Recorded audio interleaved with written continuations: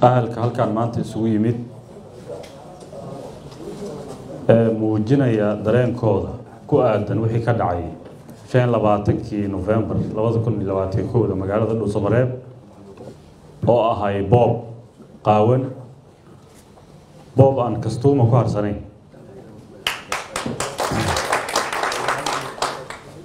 waxaan la yaabnay doorasho dhacaysa la yiri doorasho dadban weeye 100 qof ayaa wax dooranaysa 100 qof oo wax dooranaysana waxa soo xulaya nabadoonka beesha kursiga iska leh asigoo la tashanaya nabadoonada ugu hooseeya marka ilaahan idinku dhaarshay ayadoo nabadoonkii saxiixa ahaa ee beesha u dhashay uusan erga soo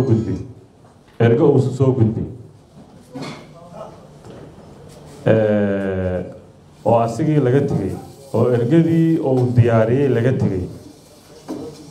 oo dad Soomaali kala duwan la qortay diyaarada la saartay Dhuusamareeb la geeyay haddana la leeyahay kursigii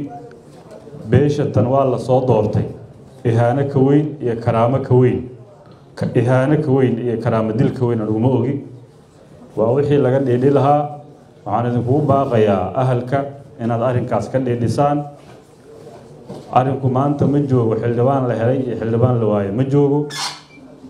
in la idinku tuma karo oo 100 sano soo socoto sidaan la idinku tuma karo aad jideeynaysan amba aad ka hortageysaan sidaad u dhaqantaana muhiim maanta taabaan intaas ka leeyahay waxaan sidoo kale aan sida uu sheegay musharaxii ugu horeeyay Axmed Nuur markaan maqalnay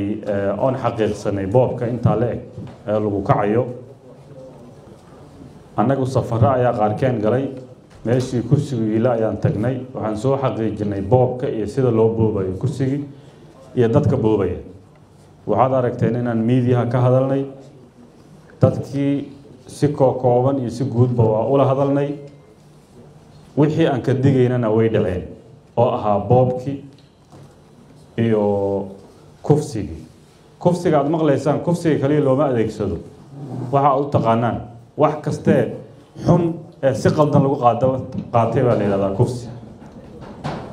marka hadda markii aan soo noqonay oo dadkii u sheegnay waxaan dadaal gelinay in la is abaabulo si saxana meeshii loo tago odayaashii iyo ergadii meeshii tagaan intaa kadib odayaashii ergadii oo bixi raba oo elboorka bixi raba haddana la handaday qatar ayaa la geliyay naftooda musharixiinta qaar ayaa la handaday oo waxa loo sheegay inaysan nabad uga soo noqonin Dhuusamareeb ahalkii oo dhan ayaa la handaday waxa halhays ku ahaa aniga haddaadan ila jiray naftaada ayaad weynaysaa oo nabadoonada lagu yiri oo nabadoonkii lagu yiri waxaan halkaan ka cadeynaynaa hadday wax gaaraan qof kamida waxaan u haysanaa sargaalka wax loo boobay hay'adda oo ka tirsan yahay iyo fil Soomaaliya u haysanaa maxaa yeelay si cad baa loo handaday noo booba noo xalaaleeya erga aan tolka u dhalan tolka odayaasha u tihiin erga aan u dhalan iyo askar noo xalaaleeya ayaa loo handaday naftooda qatar la geliyay guryahoodii la tagay ayaa ciidan loo diray waa lagu xabadeeyay waa lagu rasaaseeyay ayagii baa naf ahaan loo handaday waxaas oo dhan waxay u dhacayaan si loo boobo kursigii ayagu ay ku aseesnaayeen oo ay xaq u lahaayeen qofka u shaqeynaya 4 sano soo socota inay doortaan intaas kadib sida la idiin sheegay hawl baa noo socota dacwo baan gudbinay guddiga doorashada heer federaal u gudbinay nasiib xumo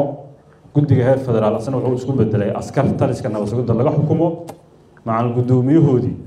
inkastoo qaar kamid oo rag fiican ay ku jiraan laakiin guddigaas madaxdiisa Soomaalida kale waxaan u sheegaynaa Soomaaliya doorashaha ku aaminina annaga soo xaqiijinay nin la soo wacayo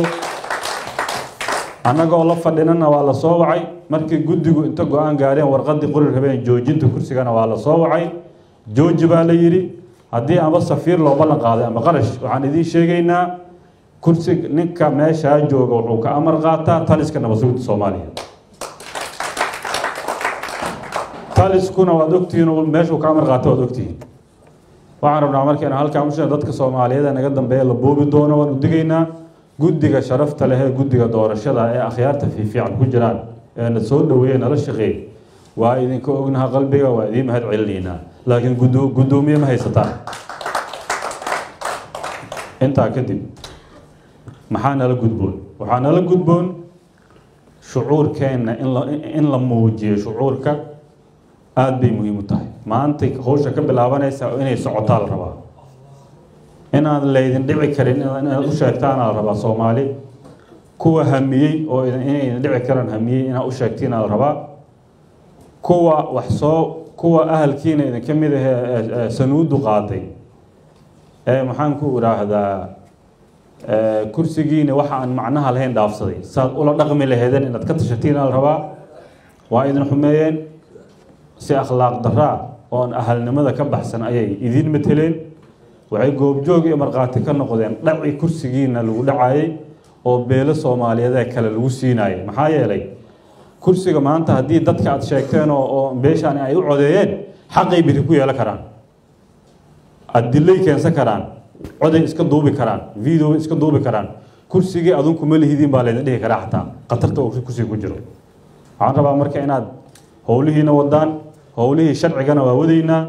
waxaan kaloo idin sheegaa dalkan meel kale inuu u socday ay u badan tahay nimanka xukuumaahay doorasho diid weey doorashada marna si dadban ku diidayaan marna si toos hore ugu diideen waa ka diidnay badbaado qaran baa ka diiday haddana si dadban ku diidayaan maxaa yeelay dadkii way dhacayaan dadkii bay isku dirayaan dadku inay kacaanay rabaan wadanku u foodo galo laga yeeli maayo dadku iyo dalku wax garad buu leeyahay gacmaha leedin qabanaya hadaa diidaana indhaha leedin qabanaya ishiina waxay ku qoos qaadato way u badnaaneen intus waxaan ku soo gabagabeynayaa maanta wixii meeshan ka dhacay dad qadeynaya oo ahla oo iska warsanaya arimahooda in ciidan lagu soo fasaxo saraakiisha la soo diray waa la amraa hawshaas galabaa la yiri in kastoo farsamadu ka qaldantay oo xataa hadii la soo diray farsamada ay ku galeen ay qaldan tahay waan ognahay meesha laga soo diray waxaan u mahad celinayaa halkan wasiirka amniga qaranka xildhibaan Cabdullaahi Maxamed Nuur oo kaalin weyn ka qaatay inuu kala badbaadiyo shacabka iyo saraakiishii la soo qasbay inay isku dhacaan laga shaqeeyay waxaan sidoo kale halkan uga mahad celinayaa ra'iisul wasaaraha Soomaaliya oo aan la xiriiray oo asigana hawshan qayb weyn ka qaatay oo wasiirkiisa amniga oo asaguna in la kala badbaado dadkaana ay gooshooda qabsadaan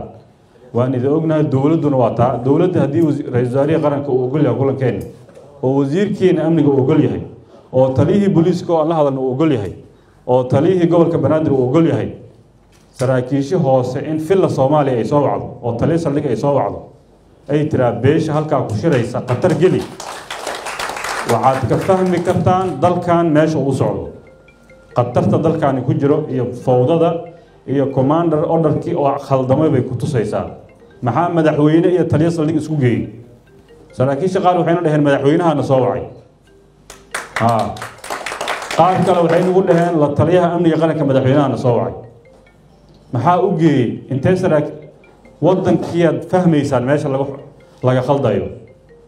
waxaan halkaan aad iyo aad uga mahad celinaynaa akhyaarta waxaan kaloo halkaan aad uga mahad celinayaa adeer Muuse Suudi oo waxa soo socda sheegay adeer Muuse